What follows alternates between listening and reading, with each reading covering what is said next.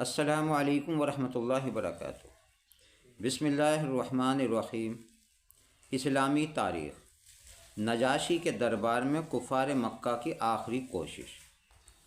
جب کفار قریش بادشاہ نجاشی کے دربار سے اپنی کوشش میں ناکام ہو کر نکلے تو عمرو بن العاص نے کہا کہ میں کل بادشاہ کے سامنے ایسی بات کہوں گا جس کی وجہ سے وہ ان مسلمانوں کو بالکل ختم کر ڈالے گا۔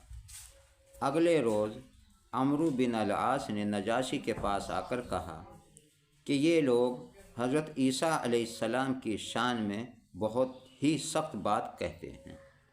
نجاشی بادشاہ عیسائی تھا، اس لیے صحابہ کو بلوایا اور پوچھا، تم لوگ حضرت عیسیٰ علیہ السلام کے بارے میں کیا کہتے ہیں؟ حضرت جعفر رضی اللہ عنہ نے فرمایا، ہم وہی کہتے ہیں جو ہمارے نبی صلی اللہ علیہ وسلم نے فرمایا۔ حضرت عیسیٰ علیہ السلام اللہ کے بندے اور اس کے رسول تھے اور خدا کی خاص روح اور خاص کلمہ تھے۔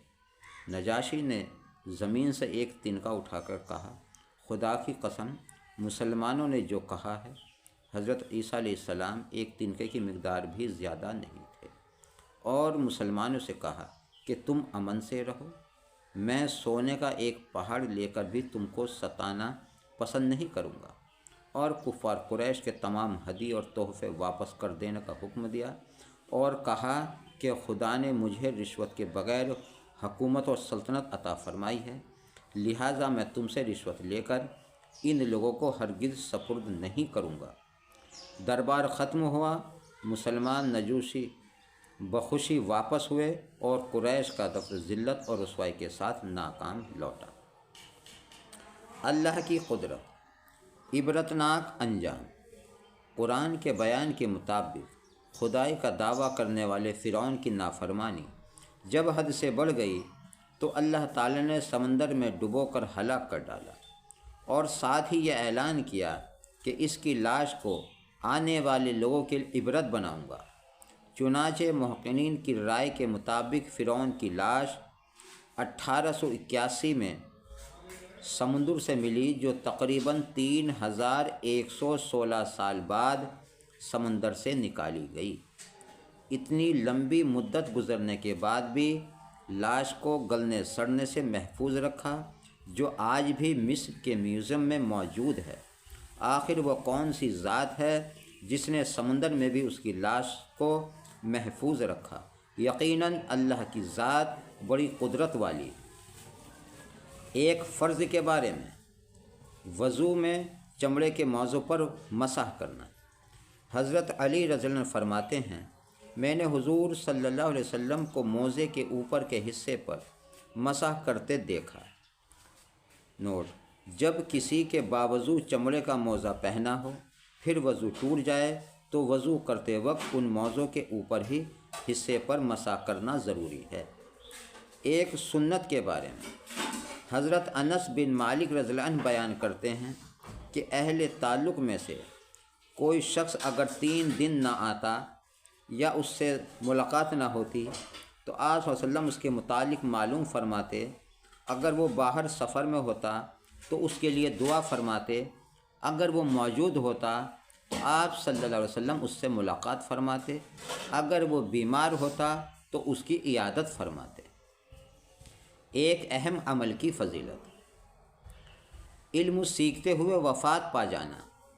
نبی کریم صلی اللہ علیہ وسلم نے فرمایا، جس کو علم سیکھتے ہوئے موت آ جائے وہ اس حال میں اللہ تعالیٰ سے ملاقات کرے گا کہ اس کے اور نبیوں کے درمیان صرف نبوت کے درجے کا فرق ہوگا۔ ایک گناہ کے بارے میں۔ وارث کو میراث سے محروم کرنا۔ نبی کریم صلی اللہ علیہ وسلم نے فرمایا، جو شخص اپنے وارث کو میراث دینے سے بھاگے گا اور اسے میراث سے محروم کر دے گا تو اللہ تعالیٰ قیامت کے دن جنت سے اس کی میراث ختم کر دے گا۔ دنیا کے بارے میں۔ نبی کریم صلی اللہ علیہ وسلم نے فرمایا، قیامت قریب آ چکی ہے اور لوگ دنیا کی ہرس اور لالچ اور اللہ تعالیٰ کی رحمت سے دوری میں بڑھتے ہی چلے جا رہے ہیں۔ خلاصہ، قیامت کے قریب آنے کی وجہ سے لوگوں کو نیکی کمانے کی زیادہ سے زیادہ فکر کرنی چاہیے، لیکن ایسا کرنے کے بجائے وہ دنیا کے لالچ میں پڑ کر اللہ کی رحمت سے دور ہوتے جا رہے ہیں۔ قرآن کی نصیحت۔ قرآن میں اللہ تعالیٰ فرماتا ہے، تم صبح و شام اپنے رب کو اپنے دل میں گڑ گڑا کر ڈرتے ہوئے اور درمیانی آواز کے ساتھ یاد کیا کرو اور غافلوں سے مت ہو جاؤ۔ یہ تھی آج کی ہماری تعلیم۔ آپ سے پرخلوص درخواست ہے کہ آپ خود بھی سنیں اور آگے بھی شیئر کریں تاکہ وہ بھی سن سکیں۔ اسی طرح کی مزید ویڈیو دیکھنے کے لیے آپ ہمارے چینل کو سبسکرائب کر کے بیل آئیکن دبا دیں تاکہ اسی طرح کی نوٹیفیکیشن آپ تک پہنچ سکیں۔ اپنا اور اپنوں کا خیال رکھیں، نماز کی پابندی کرتے رہیں اور اللہ تعالیٰ سے دعا کرتے رہیں کہ اللہ تبارک و تعالیٰ ہم سب کو پنجگانہ نماز پڑھنے کی توفیق عطا فرمائے۔ آمین ثم آمین۔ جزاک اللہ۔